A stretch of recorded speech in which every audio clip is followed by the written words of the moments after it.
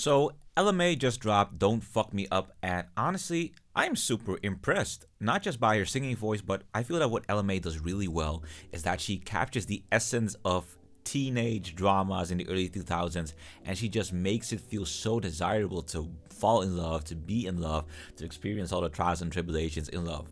But it mostly inspired me to think, wow, I haven't made a beat with a piano as the main instrument in a while. So that's exactly what we're going to be doing in this video, beautiful people. I got a sample waiting to be broken down, and we are going to flip that into a beat. Yay.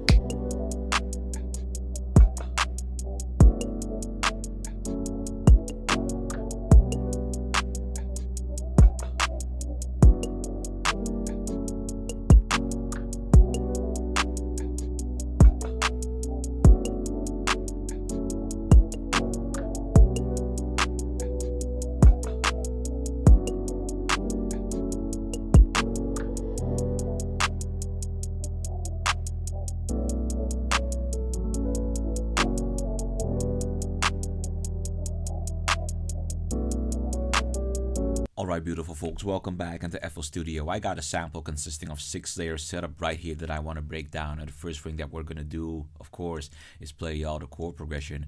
We are chilling comfortably in the key of B minor, and the first chord that I'm rocking with is the 6th degree. That is a G major 7th with the 3rd up top right here. I'm getting down with a E9 sus4 chord, so that's an extension of the E7 sus4 chord, the 7 sus4 chord that I usually use.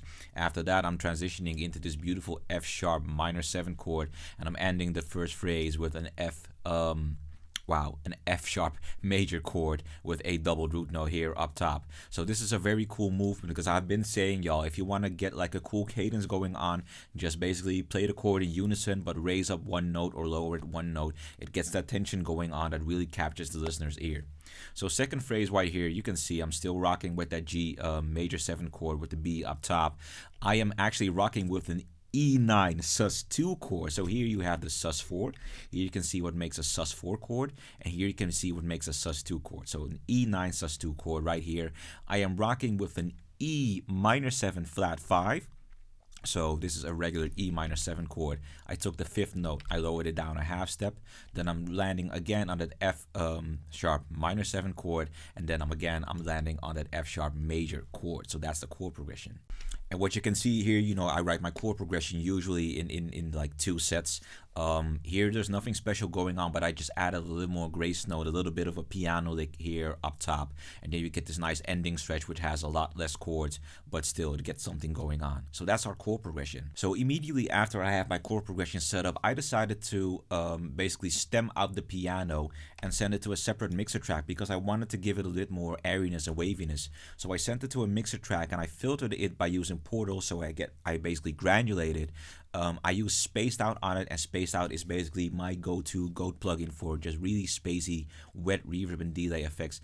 And of course, I added a low pass filter on top of it. So now I have that layer piano sounding like this.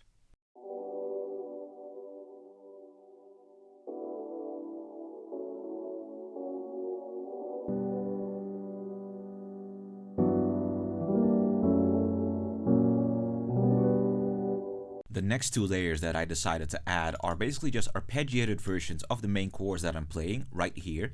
And I also took out the stage 73 by Arturia to play a little bit of a very legato E piano melody. So separately, the 2 sound like this together.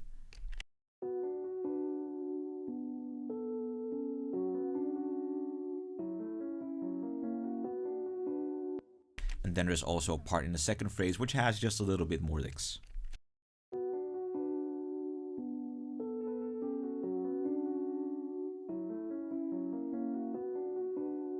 And it was kind of here where I really started feeling like, yeah, this is definitely something that Ella Mai could sing to. Now, one thing that I've noticed about Ella Mai's sound is that she has a very contemporary pop R&B sound. So that means that things like vocal samples heavily filtered out and a pad with, rang through a low pass filter is, pretty staple in these beats. So that's exactly what I did. I went into the Matrix 12 by Arturia and I took out the feedback wheel patch, which I'm a hard because out of the box, that's a pretty amazing pad. And I got this vocal sample off of Splice. You know, I get most of my vocal samples off of Splice. I stretch it out, and I use the Stretch Pro function in FL Studio 20. I think that's new as of a few updates ago, which allows me to change the format. So the formant, not the format, the formant. So that's a real cool effect. So together, they sound like this.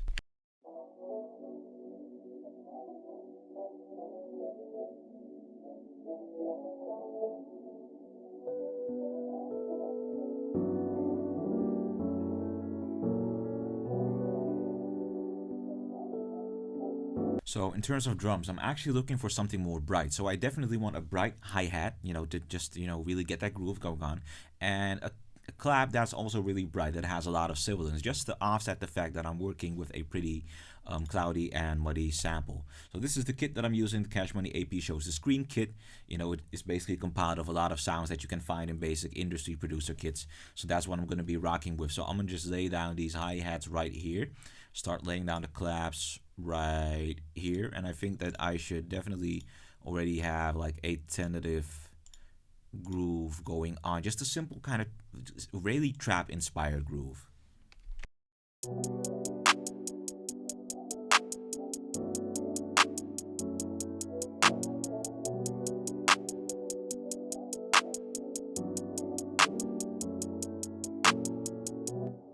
And what we're going to do now is, of course, add the kick, but we're also going to try and supplement that with a couple of perks in between. So for bass, I had the idea of giving one of my custom-made 808 a spin, but I actually decided to just go with Sublab, because not only is it an amazing plugin for just making 808s, but if you want a simple sub bass, you know, it has a couple of pure sub patches, which I use on the regular. So I wanted the regular schmegular sub bass, which kind of sounds like this. I actually have two of them, so I'm going to demo both of them.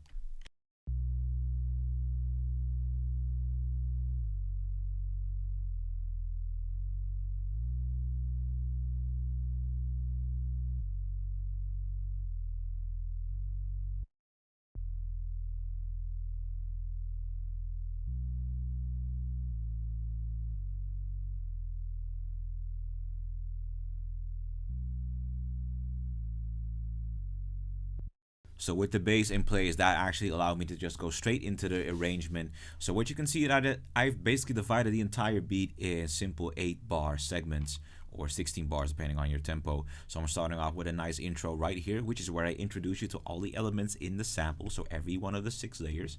And then I take it away, you know, the plug give it and the plug take it. So the first one starts without the filtered piano, with a little bit of the drums, of course, and without the arpeggiated piano, but you get the basics, the bare bones, which is the chords, the pads, and the vocal sample.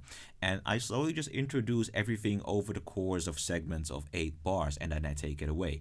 So you get a verse, you get a pre-chorus, so that's a pretty long ride. It really takes a while till you get to the climax of the song, which is the hook, of course, where I take out the drums. And that's the only segment in the beat where I take out the drums. I do that strategically, because mostly I'm just taking away parts of the sample, but here's where everything that induces rhythm disappears, and that's just you and the artist talking to each other, you know, intimate space.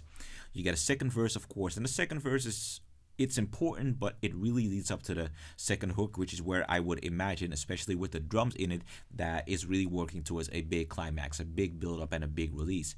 And after that, you get an outro. So the song clocks in at about 3 minutes and 3 seconds, I think 5 seconds. So that's about album length. So this definitely would not slide as like a freestyle or a simple single. This is something that deserves to be on an album. So with that being said, beautiful folks, that concludes our short and sweet cook-up of an Ella Mai Type Beat featuring piano as the main instrument. Check out the video description, because I dropped the link to the MIDI, which is the chord progression that I used in this beat. You can check it out for yourself. Maybe you learn from it, and feel free to flip it in whatever beat you like. And I'm gonna see y'all in the next video. Y'all be easy. Peace.